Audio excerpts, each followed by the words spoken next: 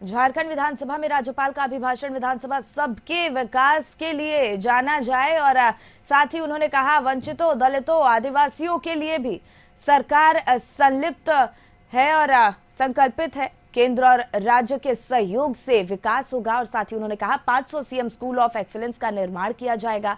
इसके अलावा केजी से पीएचडी तक निःशुल्क शिक्षा की व्यवस्था की जाएगी। 10,000 पदों पर भाषा शिक्षकों की नियुक्ति की जाएगी। नियुक्ति में महिलाओं को आरक्षण का लाभ भी मिल सकेगा। राज्यपाल की तरफ से तमाम घोषणाएं की गई हैं। छात्रों के लिए, महिलाओं के लिए, शिक्षकों के लिए केंद्र और राज्य के सहयोग से विकास होगा।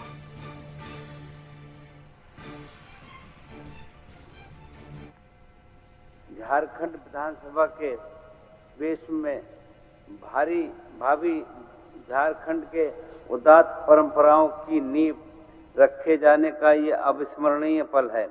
मुझे विश्वास है ये विधानसभा आप सभी के माध्यम से राज्य के सर्वांगीण विकास के लिए गरिमामय और गौरवपूर्ण चर्चाओं का साक्षी बनेगा। ये सदन अपने विधायी कार्यों से झारखंड राज्य को प्रगति के शिखर तक ले जाएगा। लोकतंत्र में जनप्रतिनिधि जन आकांक्षाएं की अभिव्यक्ति के प्रतीक होते हैं। षष्ठम विधानसभा के शांतिपूर्ण चुनाव प्रक्रिया की समाप्ति के बाद राज्य में एक मजबूत एवं स्थिर सरकार के गठन का जनादेश जनता को दिया है। झारखंड विधानसभा में राज्यपाल का अभिभाषण हुआ और विधानसभा सबके लिए विकास के लिए जाना जाएगा। तमाम बातें उन्होंने कही हैं, घोषणाएं की है। वंचितों, दलितों, आदिवासियों के लिए सरकार संकल्पित हो। केंद्र और राज्य के सहयोग से विकास होगा। 500 सीएम स्कूल ऑफ एक्सीलेंस का निर्माण किया जाएगा। साथ ही उन्होंने कहा केजी से पीएचडी तक निःशुल्क शिक्षा की व्यवस्था की जाएगी। 10,000 पदों पर भाषा शिक्षकों की नियुक्ति की जाएगी और नियुक्ति में महिलाओं को आरक्षण का लाभ भी दिया जाएगा। तमाम बातें उन्होंने अपने अभिभाषण में कही हैं, तमाम घोषणाएं की है उन्होंने।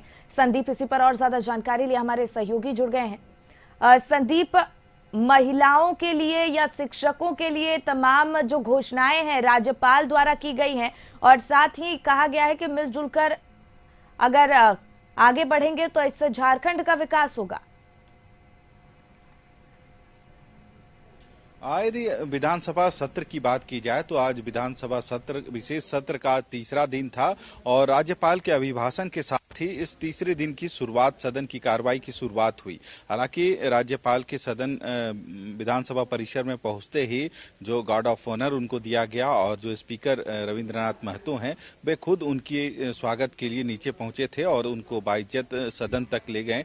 और जो सदन की कार्रवाई थी राज्यपाल के द्वारा अभिभाषण में राज्य सरकार के द्वारा जो किए जा रहे कार्य हैं पर उनको अपने अभिभाषण में शामिल करने का काम किया। हालांकि राज्यपाल ने जो नए निर्वाचित होकर जो सदन के सदस्य जो चुन के आए हैं, विधायक हैं, उनको सबसे पहले उन्होंने शुभकामना दी है। और ऐसे विधायक लगभग जो 21 विधायक हैं जो पहली बार सदन में शामिल हुए हैं, यानी वे विधायक बने हैं, तो उनको सबसे पहले उन्होंने बधाई देते हुए जो इस बार जो मैंडेट जनता ने हेमंत सरकार को दिया है तो उसके लिए भी बधाई दी है। हालांकि उनका साफ तौर पे कहना था कि राज्य और केंद्र दोनों मिलकर ही जनता की जो विकास योजना है उसको पूरा कर सकती है और दोनों को इसमें भागीदारी सुनिश्चित करनी होगी। हालांकि उन्होंने जरूर जिक्र किया कि इस बार जो इंडिया गठबंधन को जो मैंडेट मिला है तो कहीं ना कहीं जनता के जो विकास है कैसे संभव हो उन पर भी अधिक से अधिक फोकस करनी चाहिए। हालांकि जो शिक्षा, स्वास्थ्य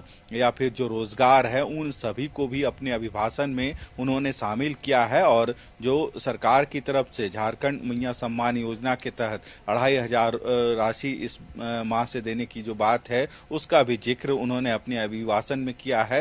हालांकि जो सीएम एक्सीलेंस जो स्कूल बनाए गए हैं, हालांकि अब राज्य में 80 से अधिक जो है उसकी उद्घाटन मुख्यमंत्री के हाथों हुए हैं और जल्द 500 जो सीएम एक्सीलेंस स्कूल है उसका उद्घाटन हो या अपने अभिभाषण के दरमियान उन्होंने जिक्र किया है। इसके अलावा यदि देखा जाए तो जो नियुक्तियां होती हैं उसमें महिलाओं को आरक्षण मिले, इसको भी अपने अभिभाषण में राज्यपाल महोदय ने शामिल किया है। तो कह सकते हैं एक आज जो उनका अभिभाषण था उसके बाद बहुत ऐसे चीज थे जो राज्य सरकार के द्वारा संचालित किए जा रहे हैं उनको शामिल करने का काम किया और सभी जो नवनिर्वाचित हैं या फिर जो भी विधायक हैं उनको इस सदन में पहुंचने की उन्होंने स्वागत भी किया है और सबको बधाई भी देने का काम किया है। जी बिल्कुल संदीप, और विधानसभा सबके विकास के लिए जाना जाए, ये भी बातें कही गई हैं। और इसके अलावा केंद्र और राज्य के सहयोग से विकास होगा। 500 सीएम स्कूल ऑफ एक्सीलेंस का निर्माण भी किया जाएगा। कहीं ना कहीं कई बड़ी सौगात एक साथ राज्यपाल की तरफ से दिए जा रहे हैं झारखंड की जनता को।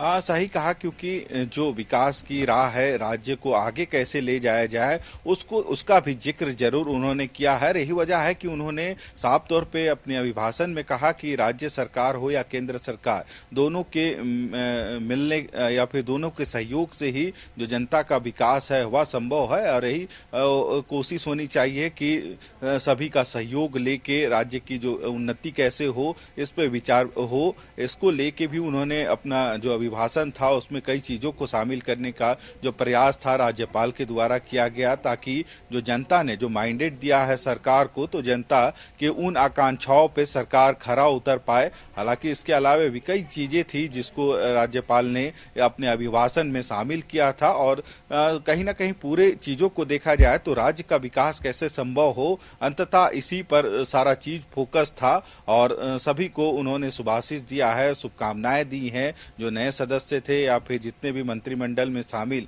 जो विधायक हैं उनको या फिर जो विपक्ष के जो नेता हैं विधायक हैं उनको भी उन्होंने शुभकामना दी है। तो कह सकते हैं आज जो विशेष सत्र का तीसरा दिन था और यह सत्र 4 दिनों का है और अनुपूरक बजट भी आज पेश किया गया, जिसके बाद कल इस पर बहस होनी है। तो कल इस विशेष सत्र का अंतिम दिन है और अभिभाषण के बाद अनुपूरक बजट पेश किया गया, जिसके बाद कल तक के लिए जो सदन की कार्रवाई है 11 बजे तक के लिए स्थगित की गई है। तो कल एक बार फिर से जो अंतिम दिन होगा विशेष सत्र का, उसकी शुरुआत 11 बजे से सदन में होगी। जी बिल्कुल संदीप, तो देखना होगा कि आज की जो तमाम घोषणाएं हैं वो धरातल पर कितनी सफल उतरती हैं। बहुत बहुत धन्यवाद संदीप तमाम जानकारी के लिए।